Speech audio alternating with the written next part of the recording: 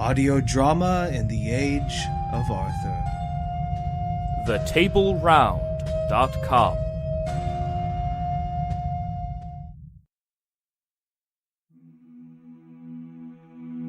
Then, in the boyhood of the year, Sir Lancelot and Guinevere rode through the coverts of the deer, with blissful treble ringing clear.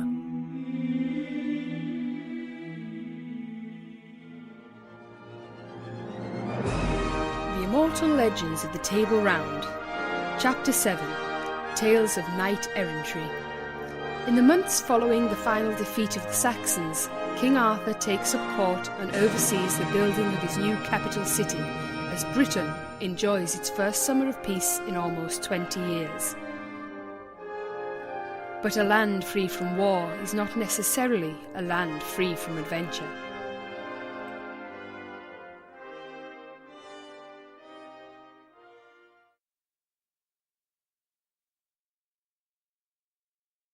King Lot, what report do I have from my most loyal guardian of the northern reaches?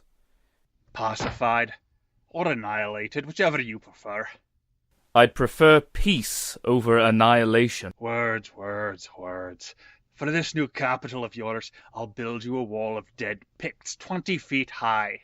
Well, let's hope it doesn't come to that. I will need you to chop off the bandit leader's head. Who? Huil Mab Caw. Wheel is still causing trouble? I thought we dealt with him and his raiders. He made peace with us. He broke it. As you commanded, I offered him peace twice more. Each time he accepted and broke the peace at the first chance. You know, he still has his harpers sing about how he stabbed you in the knee. Oh, that was years ago. All the Picts call you Arthur the Lame. What? I was walking again in a week. I've always said you can't trust a Pictish man. How did you finally get him? We routed his men at the Isle of Man, and he surrendered. Probably thought we'd make peace with him again. No, 3 betrayals is too many. We travel to Lothian in the spring. There I will deal with him. Excellent. Now, with the High King's permission, I will take my leave. The fine hunting of Caerleon's woodlands is calling to me. Good hunting, my most trusted friend. Bring us back a fat boar. Tell that sour-faced brother of yours to stoke the fires. There'll be a feast tonight.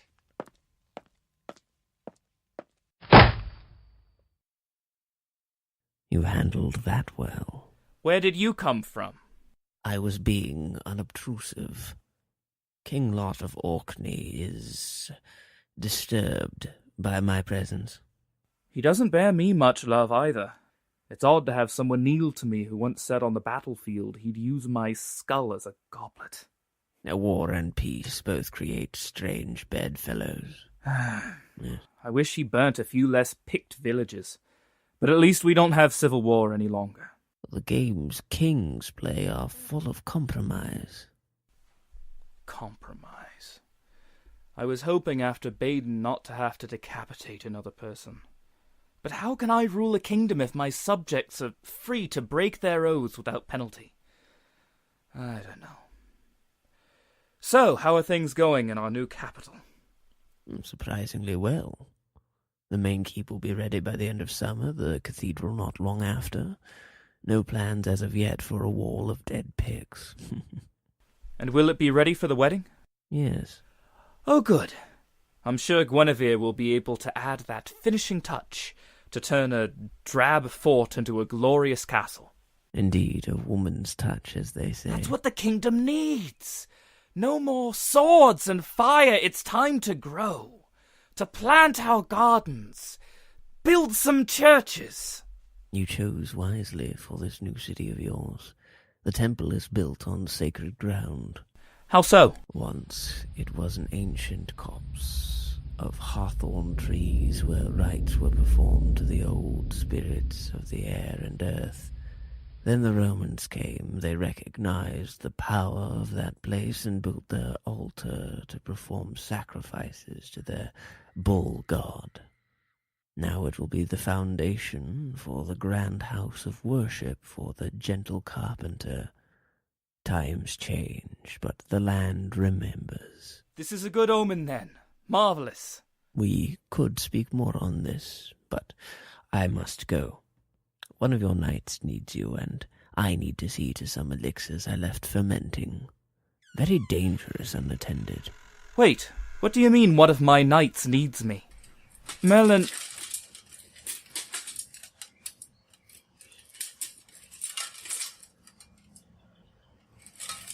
My king... Sir Sagramore, what in God's name happened to you? There's a knight out there, across the river. Ask from Carleon. He wore his helmet closed and his shield bore no crest. He said if I wanted to cross the ford, I had to joust him. And, I'm assuming it didn't go well. We jousted 3 rounds. The first 2 were evenly matched, but on the third, his lance struck me through and knocked me from my horse. Ugh. I think I have a good-sized splinter of his spear in my shoulder. Someone get an apothecary. It'll keep, sire. As I was laying on the ground, head ringing and bleeding a good bit, this unknown knight comes up to me and helps me to my feet. He then gives me a boost up onto my horse and instructs me to go and tell King Arthur that I had been bested by a knight who showed me great mercy and gentleness. He made me promise to use those exact words. That's odd. I suppose.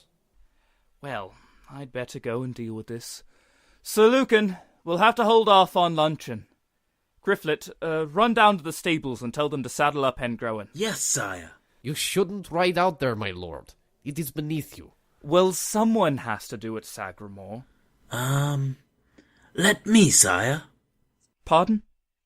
Let me go out there. I shall challenge this mystery knight. You can't go, Grifflet. You're just a squire. Please let me, sire. I would be shamed to stand back while my king sullies his hands with this trifle. Grifflet, you cannot do this if you are not a knight. So I need to knight you. Bravery is to be commended. Now hurry up then, Neil. In the name of God, Saint Michael and Saint George, dispense justice, protect ladies, something, something, be good, tap, tap, tap, I name thee knight. Arise, Sir Grifflet. I will try to be worthy, your highness. I know you will be. Now promise me, win or lose, you are only to ride 1 tilt with this knight. I won't see you crippled on your first day. As you wish it. Now, go get armored up and show this mysterious jouster what Arthur's knights can do.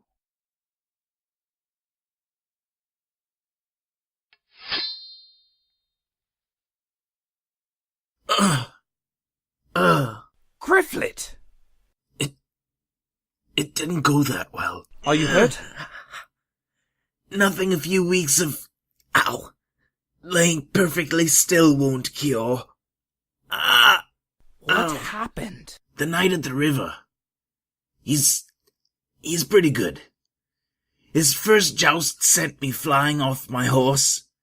Must have landed on a rock or something. He gave me some wine, helped me back up on my mount, and then he even handed me up my shield.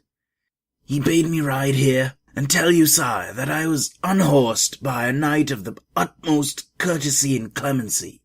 Well, this particularly well-mannered knight is beating on all my bravest men. You rest up, Sir Grifflet. Let me take your shield to hide my identity. I want to get a measure of this man before I clear him off my river.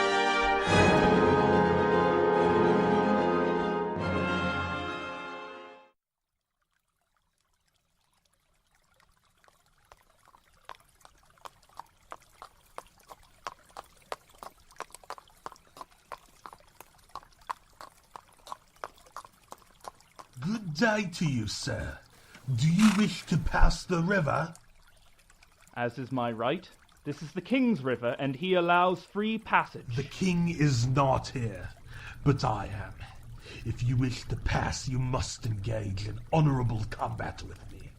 You only have the 1 lance. Let me assure you, I have several to share if you need. Thank you, I suppose. You bear the same coat of arms as a young knight I defeated earlier today. You are his kin? I hope he was not hurt too badly. He'll be fine. Shall we? Indeed.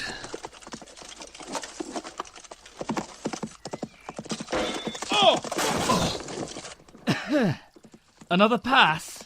Of course. Ready? Ready.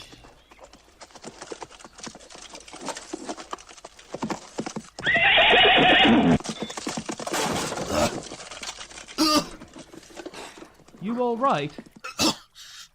I'll live. Now that I've defeated you, may I ask your name and business? Yes, sir. I have nothing to hide.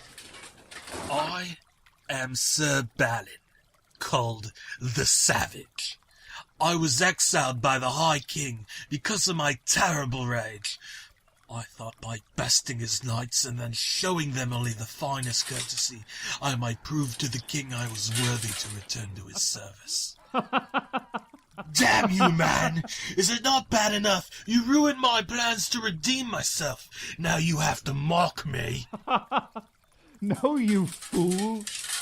I am King Arthur. No! My king, I'm sorry. You have nothing to be sorry for, Balin. I might wish you'd found a less confrontational way to show it, but the shepherd is never happier than when a sheep returns to the flock. So, am I forgiven, my king? Of course. I couldn't be more pleased. Come, Sir Balin, let us ride back to Caerleon. There is room for you with my companions. Thank you, my king. You won't regret this. Please never make me. Now, let's go eat. You're probably going to want to be extra polite to Griffith and Sagramore. You gave them both a good trouncing, but I imagine their pride is hurt worse than their bodies.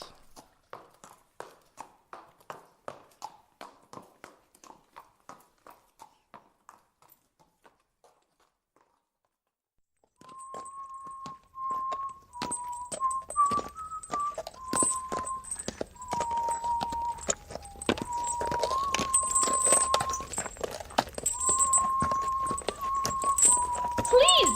Someone stop them! He's going to kill him! Please! Someone help me! What's all this then? Two knights are fighting each other to the death! There's a lot of that going around these days. We're all getting a bit stir-crazy with all this peace. Can't you stop them? I'll give it a try. What are they fighting about? Me! They're fighting over my love! Love? My love! Well, that's always the problem, isn't it? Noble knight, give me thy sword. If I fall upon it, that will end this senseless conflict. Let go of that. No one is falling on a sword. Let me die. Eternity's sweet embrace calls to me. Let go of that. It's sharp. But I must. Stop it. Now show me where these two knights are. Oh, yonder meadow.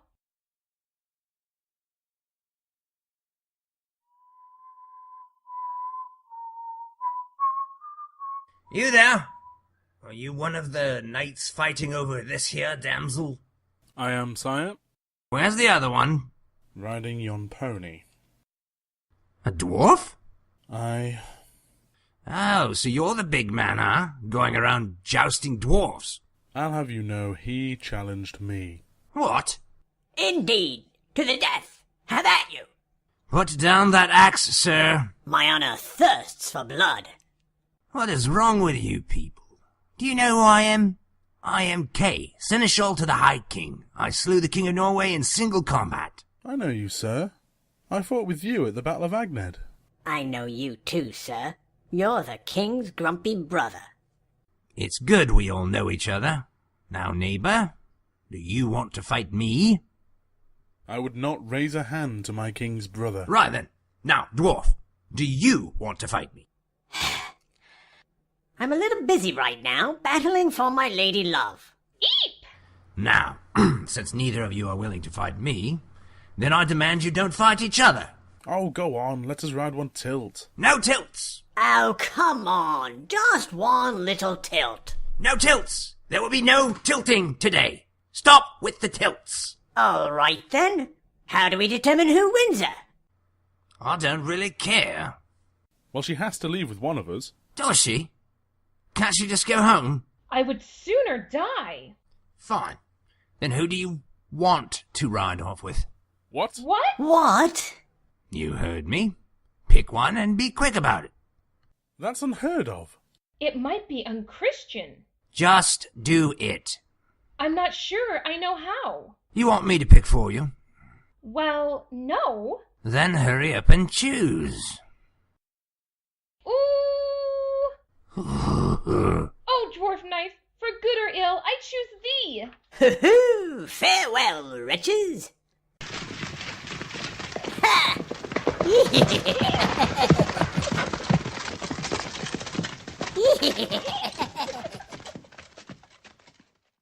I can't believe she picked the dwarf.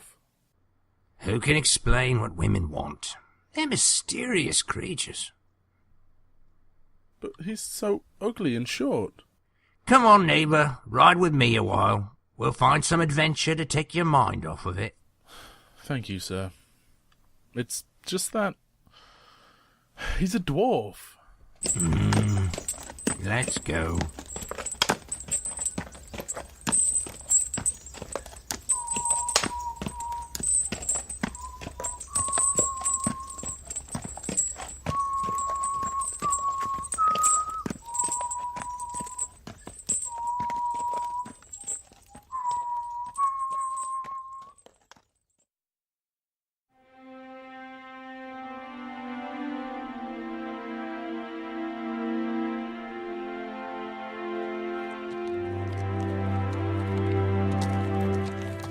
We shall arrive before luncheon tomorrow, my lady.